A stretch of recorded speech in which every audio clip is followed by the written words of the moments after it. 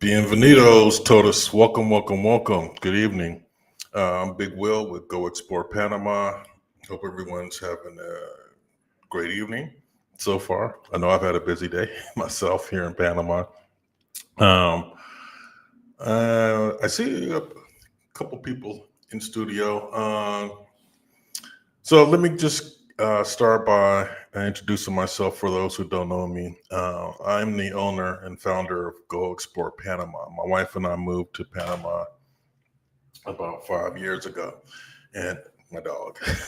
Sorry about that. We moved to Panama about 5 years ago and started a YouTube channel documenting the experience, which started by accident. I was really just talking to my family and friends, y'all, and explaining why we were making such a move. And lo and behold, other people started watching, and then those people started asking questions, and I answered questions, and then people started asking me to hook up for coffees and all that good stuff. And after about doing that 20 gazillion times, I realized I wasn't going to be able to do it. So we codified this and started the whole business helping people relocate. And here we are. We left the United States 5 years ago because we saw what was coming. Student of history, so had a pretty good idea that the worst was going to happen, and so it seems like it's happening. So, very glad that we've been able to build something to help people get out of the way. Since we started doing our official services at the beginning of 24. We've helped 44 families successfully achieve permanent residency here in Panama and move here. So we're excited about that. I'm on my Marcus Garvey, y'all, trying to help get people out of harm's way. So let me start by quickly describing Go Explore Panama and what we do. We are a fully licensed tour operator here in Panama, operating under the Panama Tourism Authority. We help people move in several different ways. The number one way is we do consultations. We do one hour video chat calls where you get to pick my brain and go over your plans, ask me anything that you want to do, just like what you guys are going to do tonight. This is actually an extension of that. I got creative and wanted to do groups of people at once. So here we are. That's one of the ways that we help. We also provide guides, which are like blueprints or roadmaps for your process. Because look, when we came through this process, there was really no one helping us. We didn't do anybody's relocation tour. So we made some mistakes, and we want to be able to help people avoid those same mistakes. So here we are. And in addition to the guides and the consultation calls, we do feet on the ground relocation tours. And those relocation tours are extremely powerful. They're basically working vacations where you come and you get connected with a immigration attorney who's going to help you through the visa process, and you get connected with a English-speaking doctor who's going to talk to you. All of us middle-aged folks, I'm Gen X myself, so all of us come with some kind of pre-existing condition, and we're probably already on medications. So you need to learn how to access the healthcare. How does it work here? I can answer some of those questions tonight, but you really want to get in front of a doctor to have a really good conversation about that. And then the last leg is getting in front of a real estate broker and having them show you places to live. That's the heart and soul of a relocation tour. So I know people have questions. So the way this works, this is very interactive. Please start getting your questions put into the chat. I'm going to start covering the Q&A in just about 3 minutes. So I need your questions to come through.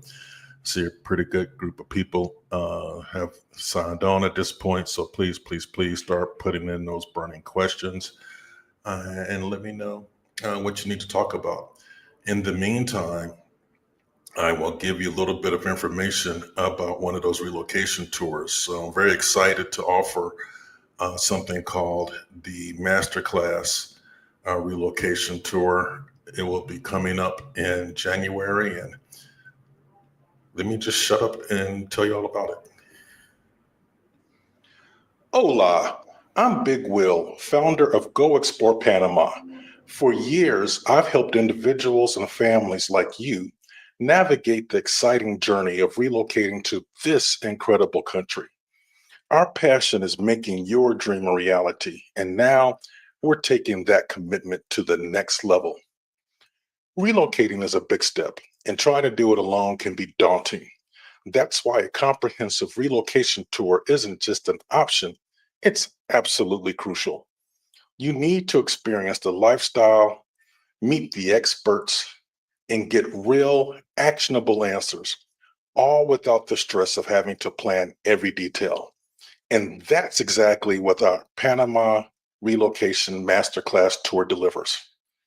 Over 8 luxurious days and 7 nights, you'll immerse yourself in the best of Panama.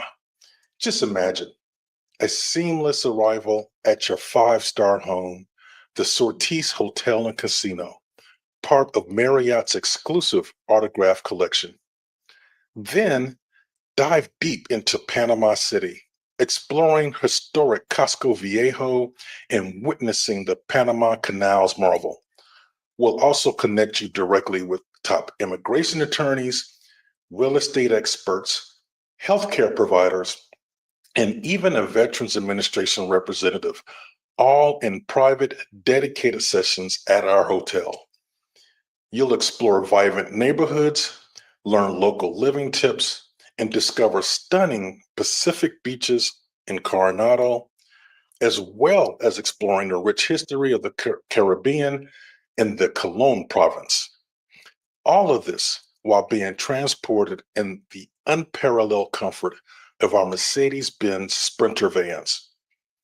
And we kept the week off with the spectacular farewell catamaran cruise celebrating your future in style. This isn't just a tour, it's your definitive guide to a stress free transition. But here's the crucial part: we only have 20 exclusive spots available for this masterclass tour. These will go quickly. So if you're serious about making your move, this is your opportunity. Don't let this chance pass you by. Please click the link below or visit our website to secure your spot now. Your dream life in Panama is waiting, and we're ready to help you go explore it.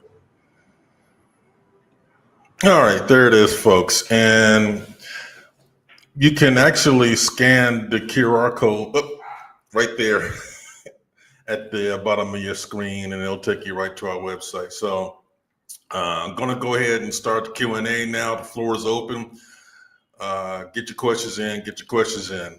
We're going to go with the first question from Ms. Gittens. How you doing this evening? Buenas tardes and bienvenidos. Type 2 diabetes, yes, you can get that treatment here in your own marijuana, yes. The medication is available here in Panama. The president just issued the law within the last month. I know I shared it with my group. I have a Facebook group for people moving to Panama called Go Explore Panama Living and Relocation Forum.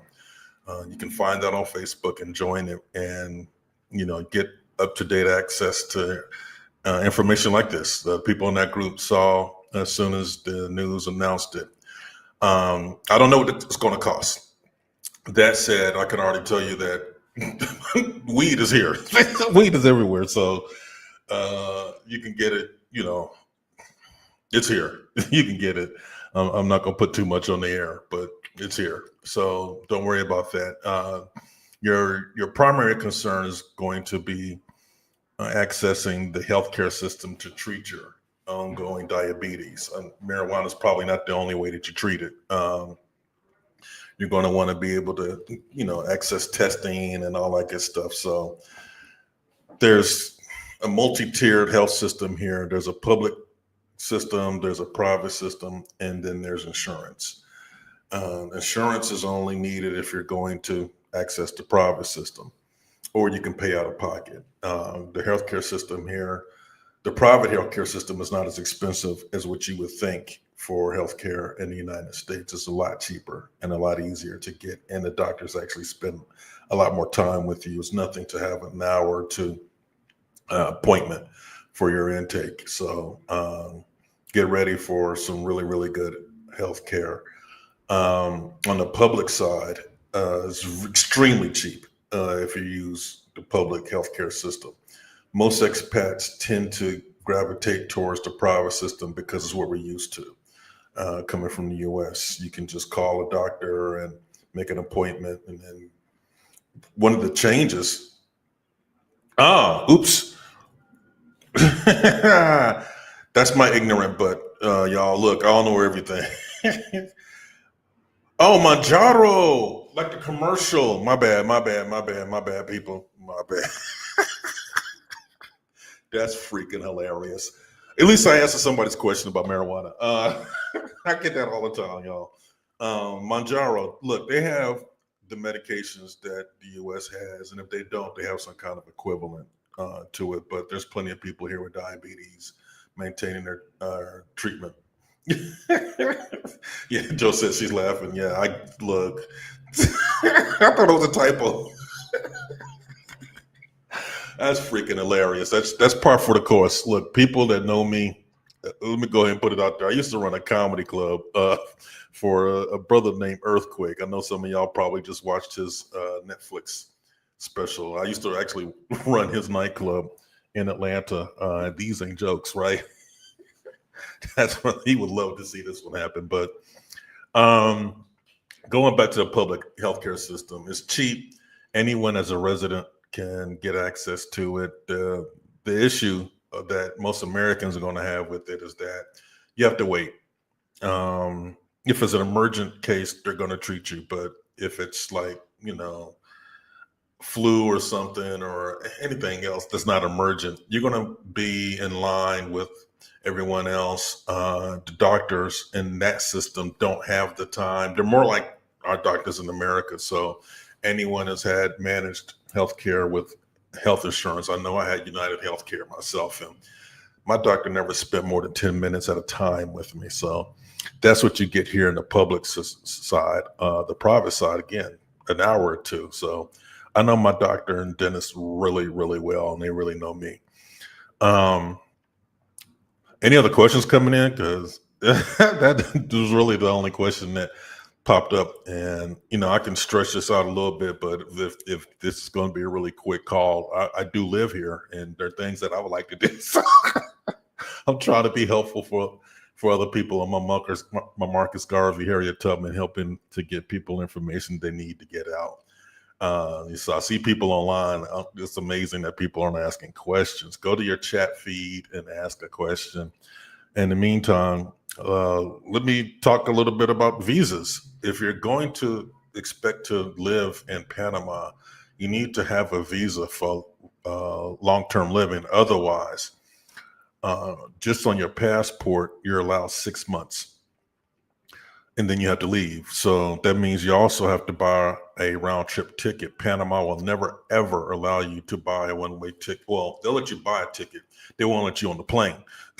So there's a difference. They will never let you set foot on a plane without having that return ticket within 6 months of your arrival. They're going to check. They're going to ask for the ticket. They're going to ask for the proof of purchase. And, you can show them on your phone and all that good stuff, but they will check.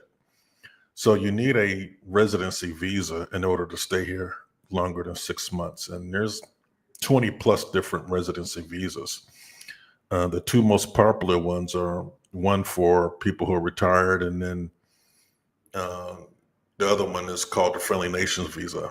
So there's Pensionado, the one for people who are retired, and then Friendly Nations visa. That's primarily going to cover 90% of people coming from North America. I'm Friendly Nations. My wife is Friendly Nations. And, by and large, maybe 60% of my clients end up being on that Pensionado visa. So in order to qualify for the Pensionado visa, it's a really sweet visa. I'll start talking about that one first.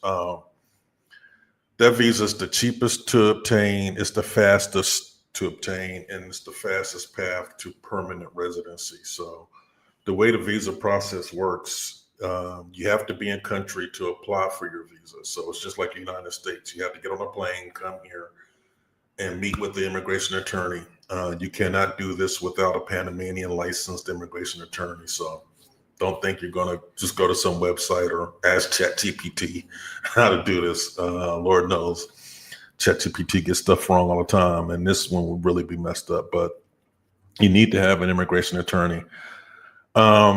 You're going to have to collect some documents in the U.S., and you're going to have to get those documents certified, or the correct term is apostilled.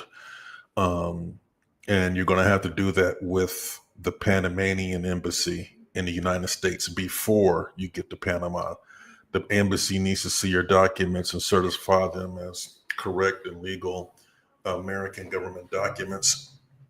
And then you're going to get on a plane with those documents. Those documents will have a life cycle of 6 months from the time that they are printed. So whenever you do this, you have a 6-month window from the time that you start requesting the needed documents to the time that you are getting your visa. And pro tip, don't wait till 5 months to get on a plane. Look, you need a month and a half of life on those documents just to get through the Panamanian visa process. So you really have 4 months from getting the documents in the United States to getting them in an immigration attorney's hands and starting the process. Otherwise, you're just going to get the documents reprinted again, which means another trip back home because you're going to have to get them apostilled. I mean, some of this you can do by mail, but it's difficult. The documents, you really need to talk to an immigration attorney, but off the top of my head, the two most important documents, especially for married people, you need a marriage certificate, and that marriage certificate has to be new. So that was one of the mistakes we made. I used my original marriage certificate, and by the time we moved to Panama, I think we were 18 or 19 years married. And, the consulate was like, oh, this is cute, but you can't use it. And our flight left the next day. So we came here without apostille marriage certificates, which meant both of us couldn't go through residency at the same time. So I had to wait. But hey, I'm there now. We had to go back to the United States and pick up that copy and get it apostilled and bring it back so that I could get my residency too. So that really happens. Oh, good question. Could the documents be apostilled by a notary who could apostille? Oh, no. They need to be apostilled by the Panamanian consulate. Don't let anybody fool you. There's some services out there that claim to do that. You're going to have to go with the Panamanian consulate or embassy. So you can do that by mail, or you can do it in person. They have several locations all over the United States. I know there's one in DC. I think there's one in Florida and California, and they may have one or two more.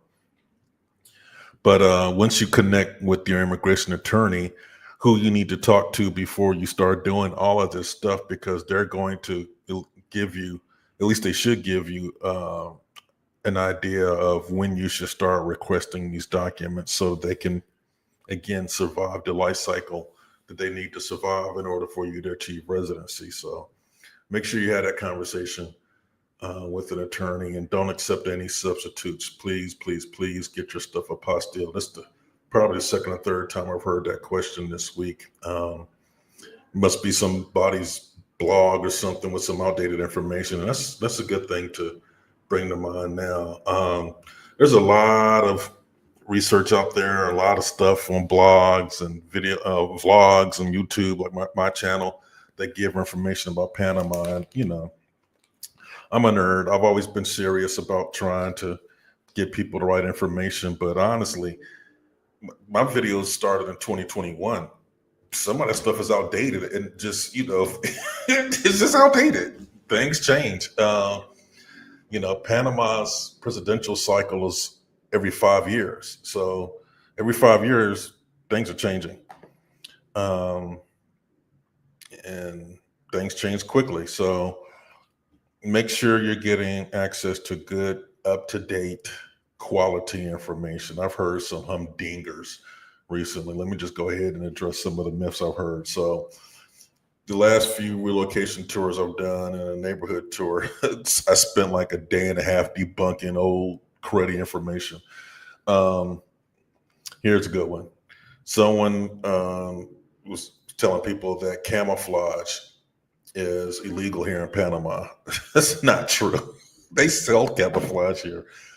I understand that a lot of Caribbean countries do that because they don't want you to be confused with their military. But guess what? Panama does not have a military. So there's, I don't even know where they got that from, but there's no law against wearing camouflage. Like I said, they sell camouflage sneakers, t-shirts, hats, the whole nine. That is not a thing here. See what else? Public displays of affection are frowned upon. That's another myth. Look, this is a Latin country. they do everything loud. So y'all need to get ready for that. They show love.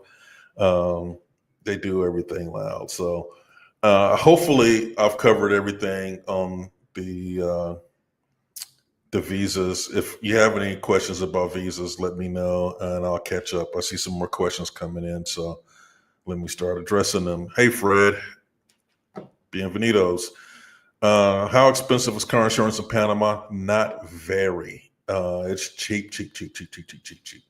So my car insurance, I have a brand new Chinese vehicle, because that's a thing here too. There's 14 different Chinese brands and they're all fabulous. They know how to make cars, and the cars aren't expensive, but they're packed with technology. There's no way the American market could compete with what the Chinese are doing. No way. But anyway, my brand new car, I pay $342 a year.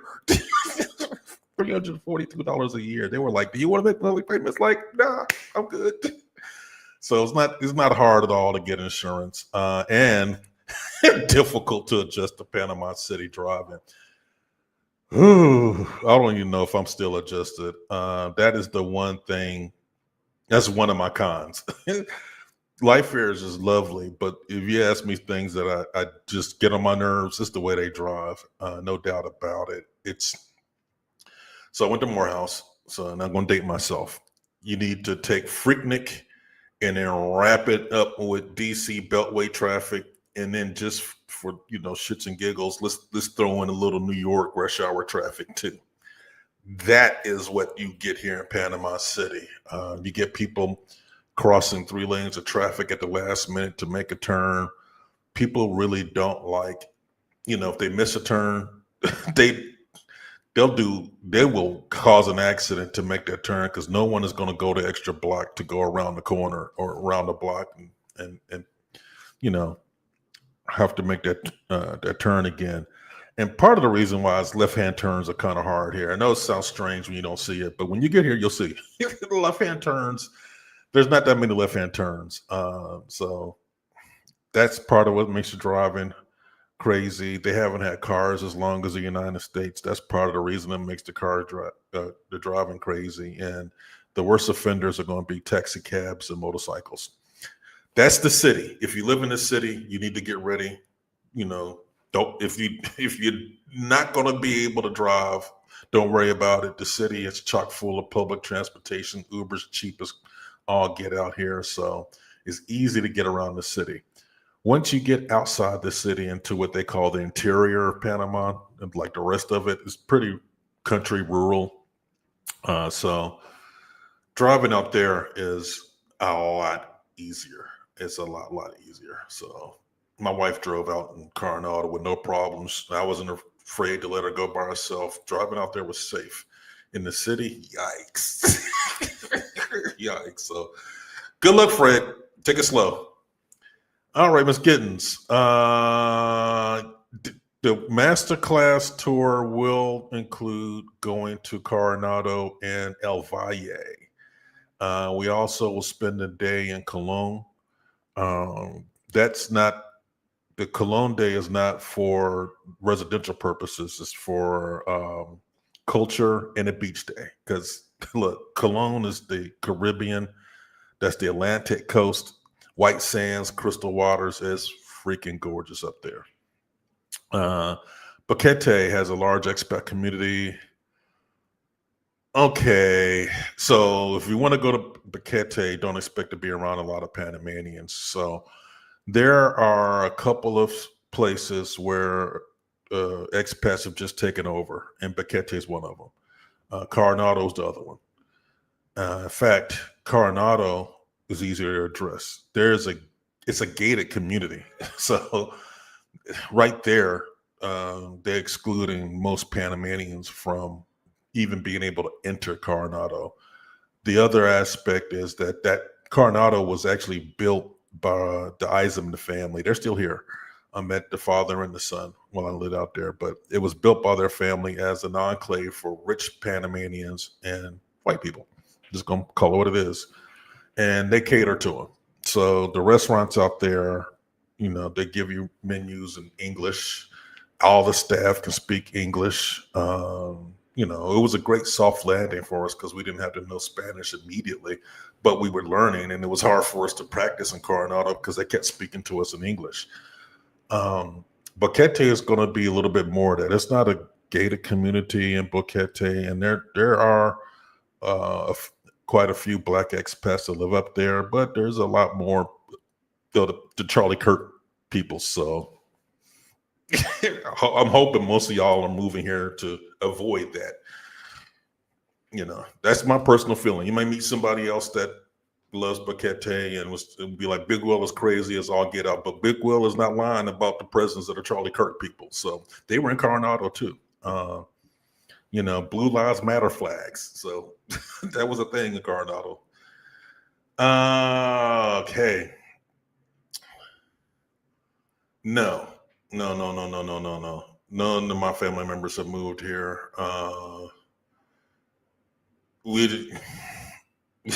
So we didn't overcome a move. We overcame our family's objections, and they all, but now they all think we were right. So I don't know what to tell you. It's rough.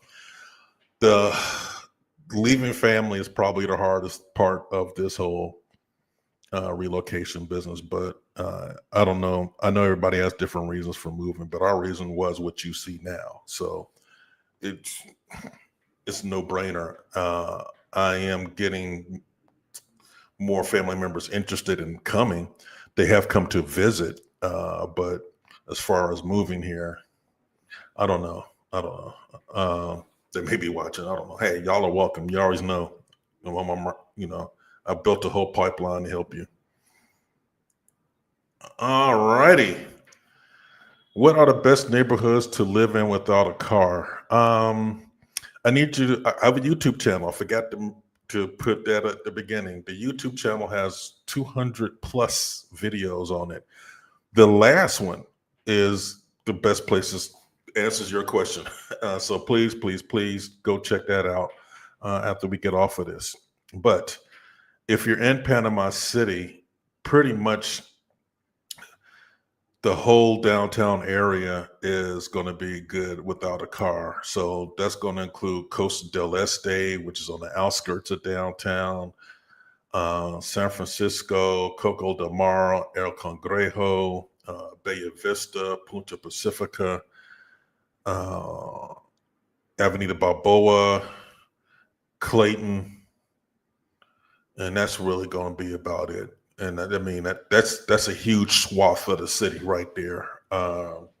So, all these places have access to cheap Uber. All of them have access to public transportation.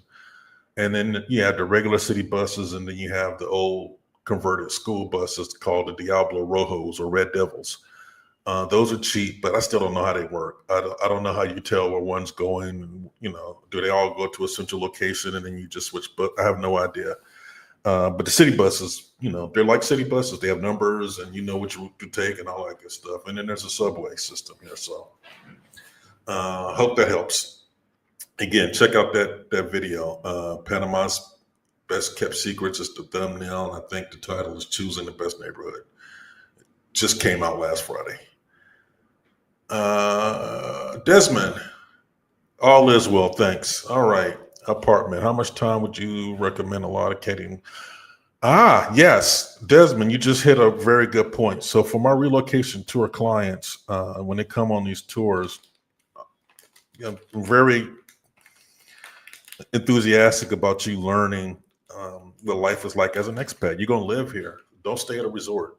Resorts cater to Americans, so you want to speak Spanish. It's safe, it's sanitized, it's quiet. Look, you're gonna live here. You want to live amongst the people, and the best way to do that is an Airbnb. Airbnbs are in condominium buildings. I live in a high-rise condominium building. We're on the 17th floor, and there are Airbnbs in this building. So you would live amongst the folks. You would see us on the elevators, and like by and large, most of the people in this building that we live in are Panamanians or Venezuelans or Hondurans, or it's a very international place. So don't assume everybody's from Panama. They're not. Start asking questions, but I had to learn the hard way. 'Cause I just assumed all of brown people were Panamanians, and they're not. Panama is the economic engine of Central America, so a lot of Colombians and El Salvadorans and Venezuelans come here to make money and live and grow and all that good stuff. But I would also say at least a month or two, because here's looking for an apartment. You're going to have to work with a really good agent. I would actually suggest that you have 2 or 3 agents. There is no multiple listing service here, so there's really no way to see the entire database of what's available.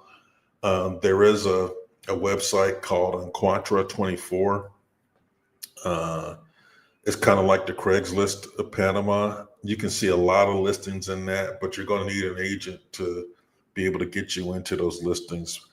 The other side of not having a multiple listing service is that they don't use lock boxes. So in the States, I did real estate as well.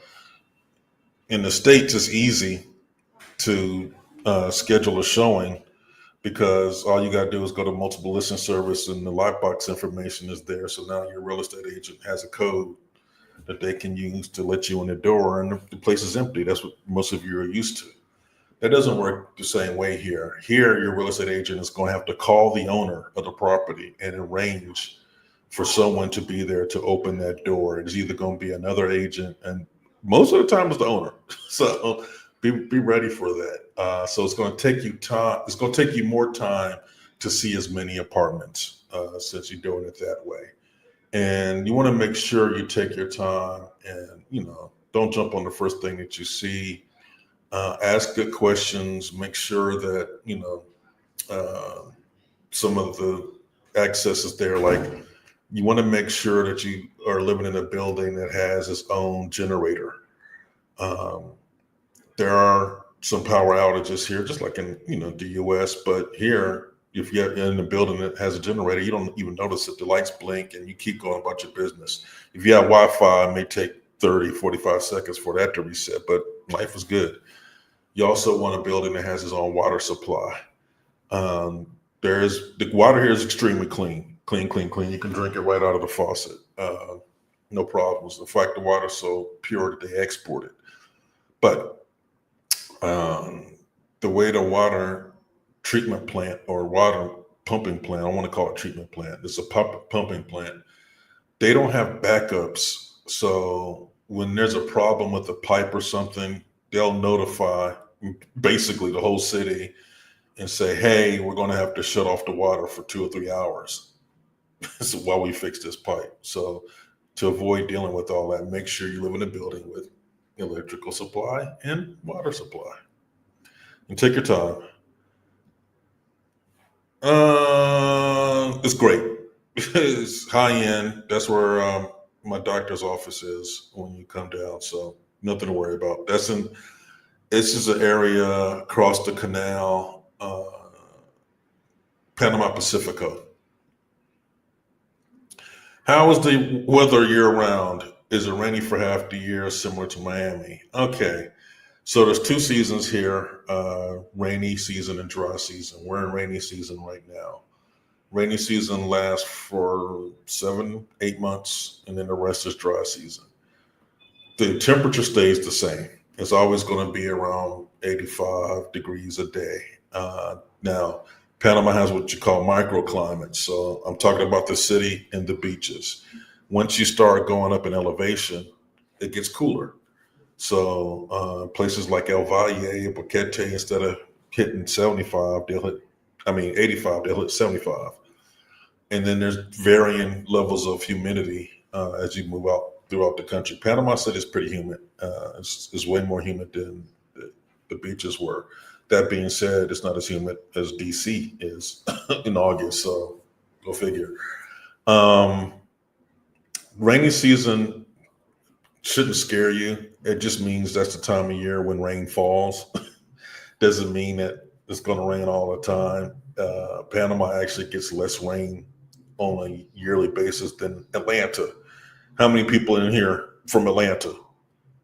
I know it's a whole bunch of y'all. So that's the Mecca. So Miami, yeah, I guess if Miami has afternoon thunderstorms, that's what you get here. That's what you get during the rainy season. So we're in transition right now. Good questions. Good questions. Are there any areas outside the city that are still close enough to Panama City? I named all the places where you can be without a car. It's going to be hard. There are people that do it. It's just my personal preference. I wouldn't do it. Panama Pacifico is probably the furthest you want to go. It's across the canal, and anytime I say that, just remember there's a bridge involved, and that bridge is a bottleneck for traffic. You can get Ubers from the city to take you home pretty easily, but if you're at home and you want to come to an event in the city, you're probably going to have to schedule that Uber in advance, like a couple of hours, so it gives Uber time to find a driver to come out there and get you, or collect a whole bunch of taxi cab driver numbers, or hire a private driver. Private drivers here aren't as expensive as you would think. In fact, cost of living, stuff costs what stuff costs. So groceries, except for fruit and veggies. Fruit and veggies are way cheaper. Eggs are way cheaper than your eggs. They're still only like $1.95 a dozen. But most stuff costs what it's going to cost, especially American brand foods. That's all imported, so it's going to cost more than what you're used to seeing. But cars cost what they cost. Your iPhone's going to cost what it costs. Your computer's going to cost what it costs. Same thing as the United States. The big difference is labor. Labor is cheap here. So getting stuff like maids, private drivers, cooks, all that stuff is extremely cheap compared to what you're used to. So I would plan on being, if you really want to be comfortable, I would plan on being a little bit closer to the city. Like I said, there are people in Panama Pacifico that don't have cars, but they have to really gauge when they're coming into the city. A lot of times you see them come together because they all got to, jump in a van or something to do what they do. But it's also a pretty nice self-contained suburb. So, you have stores out there, you have restaurants out there, you got beaches and all good stuff. But just keep in mind, anytime there's a celebration or a main event, that's going to be in the city. The city has everything. All right. Race is not a big thing here like it is in the United States. So I probably see a lot more than I recognize as far as interracial couples. Ooh, no. So San Carlo is near the Coronado area. Once you get outside the gates of Coronado, you're in real Panama. So you're going to be surrounded. No doubt. You're going to be surrounded. Most of the expats in that area gravitate towards Coronado. There's Nueva Gorgona. That was a lot different. They have like 2 or 3 tower high rises, then a lot of single family homes. So we lived in Coronado first, and then we moved to Nueva Gorgona. It's right next door. Completely different lifestyle. Excuse me. Completely different lifestyle. Nueva Gorgona, we had to speak Spanish to our neighbors and all that good stuff. It was, it wasn't like what we saw in Coronado. San Carlos is even going to be more so. That's where we used to go to the beach. There's a huge public beach in San Carlos. It's always a lot of fun. Panamanians know how to party, so they love it. I don't think no one's going to look at you sideways. And I'm going to go ahead. And, no one's asked the question, but LGBTQ, you're safe here. There's a a huge number of people here that are living their best lives. I don't think they'll recognize your marriage, though. That's not legal here, but they're not going to give you problems. So, like, one of the big issues with our family members that are LGBTQ, they want to be able to, in the United States, they want to be able to, be like a loving couple and be there when somebody's sick and be able to talk to the doctor about what's going on and, give directives and all that good stuff. And you can't do it unless you're married. Here, there's no HIPAA. So you really probably going to have to keep your doctor from talking about your medical stuff, you know, without your partner or spouse being there. If you don't want them to know, you want to say something because the doctor's just going to. They don't have HIPAA. They don't have HIPAA. I just saw TikTok today. It was funny. It was an expat in Boquete tripping out because her landlord shared information about somebody else having cancer, and it was just like, there's no HIPAA. So it's not against the law. It's not even rude to do here. It's just, it was shocking to me that doctors would do that. But, again, so no, this is not Mexico. This is not Mexico. This is not Mexico. It's not Mexico. That's not a problem. Corruption. Okay, corruption more like payola. That's what I'm thinking. Or, them targeting folks driving from the U.S. in order to stick them up for $200. Look, that's not really a thing here. Yes, you may be able to give a cop some cash to get out of a ticket, but they're not going to stick you up for it. And payola is not a thing. I have a business here. No one has asked me to do anything or pay anything or, pay for protection and all that crap. No, it's a pretty civil place, rule of law type of place. The police don't see us. The police here are helpful. Look, that's part of the reason why I left too, as lifelong involvement with police that I didn't want, unwanted interactions. They just kept forcing themselves into my life, and I got tired of it. Being held at gunpoint, thrown on the streets, whatever. I'm sure some of you know what I'm talking about. I know all of us don't have that experience, but enough of us do. That doesn't happen here. Their police aren't heavy-handed. They don't, they rarely even give Panamanians tickets because they know they can't afford it. They'll give them a lecture instead. Now, if they see you driving a BMW, yeah, they're gonna ticket you. But out in the interior, they weren't giving tickets. You see that in the city because people out there were just, eating. It was a hand to mouth. So, they got a stern lecture. Somebody be drunk in public. They're not going to arrest that person. They don't do silly nuisance arrests like, peeing in public is a thing here in Panama. There's nothing for you to be at a park and see a guy just walk off to the trees. Now, they'll do it out of sight, but no one's going to get arrested for that. And I don't think anyone should. Just like they don't arrest homeless people. They actually have pretty good services to take care of stuff like that. So we got about 15 minutes of time left. And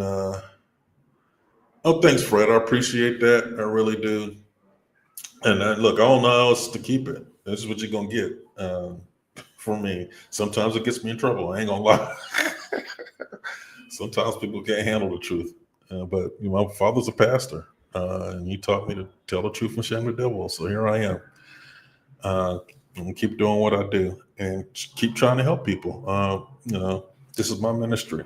I want people to be safe. Look, we see what's going on, and I know what's coming. And hopefully, the people watching this understand what's coming. So all of this is building to a crescendo. Everything that you see is building upon each other, and things are going to get a lot more dire.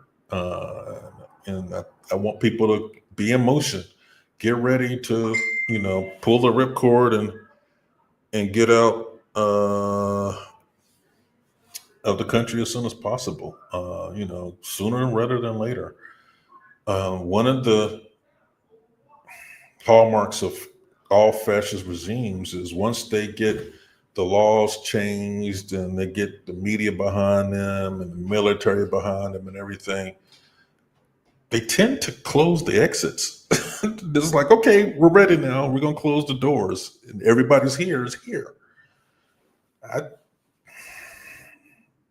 History is a good teacher. I'm a big fan of history, and that's the way all fascist regimes go. So I'll leave with you with a word of caution. Something that has been close to my mind. There are people that work with and for me now here in Panama, and they've escaped fascist regimes, and I'm hearing from them that they're recognizing what the people in the U.S. are going through, and that should be scary. you know, I know one woman was a nurse anesthetist, highly trained, specialized. Now she's my cleaning lady because she had to save her life.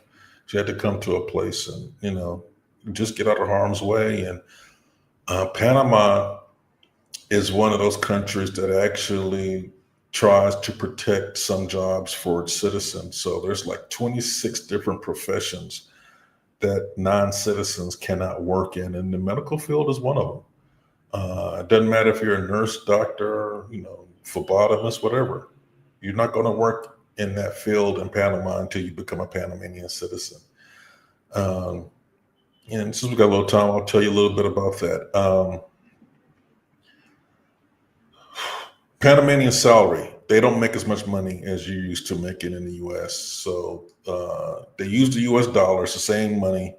The only difference is they have a dollar coin called a Balboa. It's silver on the outside and gold in the middle. But the average Panamanian salary is just under $30,000. So, I get questions where people want to come here and like, hey, can you help me find a job? And my first question is, do you want to work for $30,000? I mean, you could survive here. Look, that's a middle class existence here in Panama, but you're not used to it. And also, the work here is different. So if you're not in the office environment, then you work 6 days a week. That is the typical or average Panamanian work week, 48 hours. You're only off on Sundays. So um, I really try to encourage people, don't move here looking to work. You can move here looking to own a business. And then even then, you're going to have to deal with what kind of business is it? Can you get licensing and all that good stuff? But try to remote work. Try to bring your money from the U.S. See, I got another question here. Looking to live on a close, but not with gringos.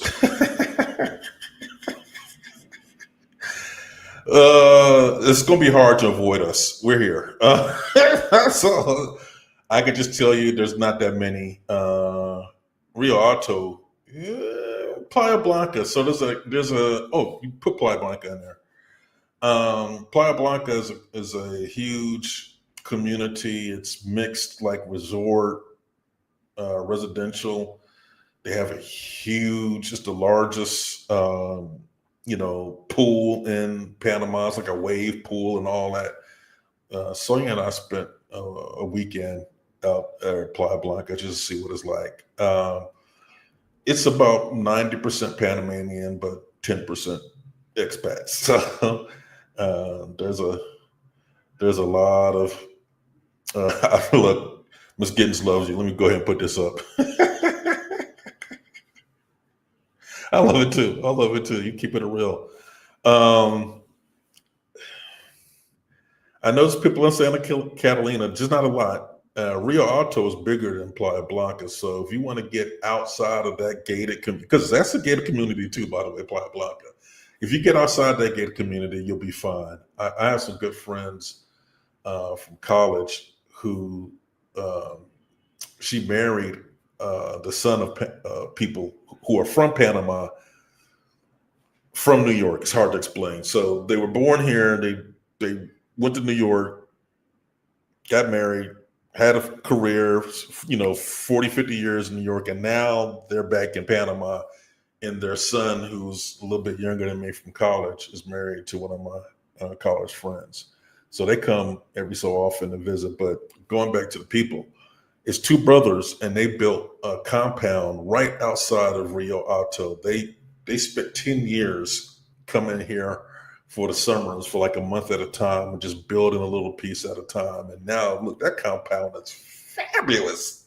They got a nice pool. He's got a like patio deck with a big screen television out there. It has to be like 60 inches, and it's just perfect. He was like, I got the little house out there for the in-laws, so when these kids come, I don't have to hear them. I was like, I hear you, player. I was actually trying to get him to invite me for the Super Bowl. It didn't happen, but anyway, I still love him. Yes, we are leaving that mess behind, and I can't wait for you to get out of there either.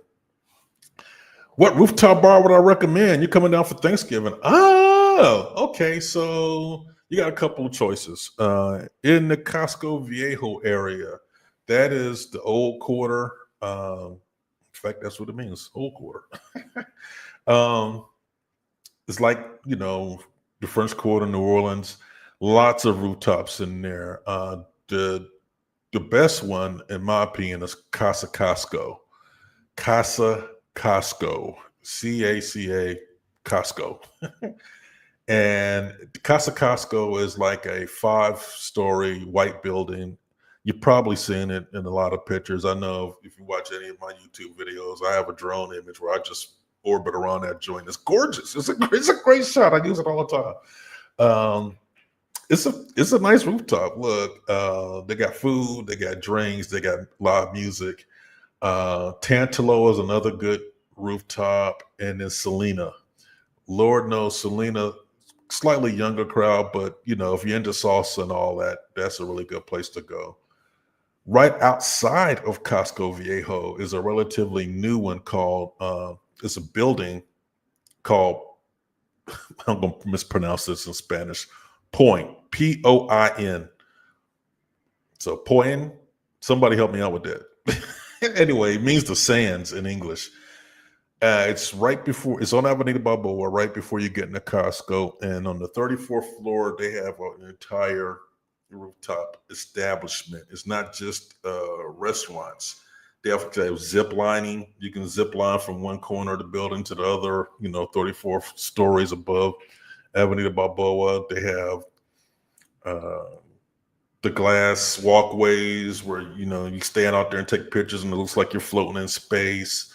They got the giant swings that take you way out over the street, and they just added sky dining or dinner in the sky. So on top of the zip line platform, they built a table for like 6 or 8 people, and they get you up there and they seat you, and then they buckle you in, because once everybody's seated, that platform is going to raise another 75 or 100 feet in the air. So now you're even higher than the building.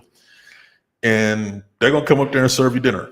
So that's a really nice rooftop to go to. Look, no shortage of rooftops. I'm looking at one right outside my window. That's a good one for Panamanians. If you want to get outside the tourist crowd. And look, it's called Terrat, Terrat. It's right outside my window. It's great. But let me say something about, while I have your attention. Get outside the U.S., but don't come here looking to spend all your time with people that you just left. Start meeting Panamanians, start meeting Venezuelans, start meeting Hondurans. Get outside your comfort zone. If you're just going to be around other expats, then you're moving yourself into a situation where it's going to be like being in the 9th grade and going to a new high school. You're going to have to kiss a lot of frogs to figure out who the princes are. Americans are just, we tend not to be the nicest people on the planet. Other cultures here are extremely nice, are extremely helpful. So please, please, please try to expand your circle. I know you want to build a sense of community when you get here, but just please, please, please try to get out just a circle. So maybe you want to go to Terrat. Now, the other places I named are great. They're all tourist locations. Terrat's not so much of a tourist location.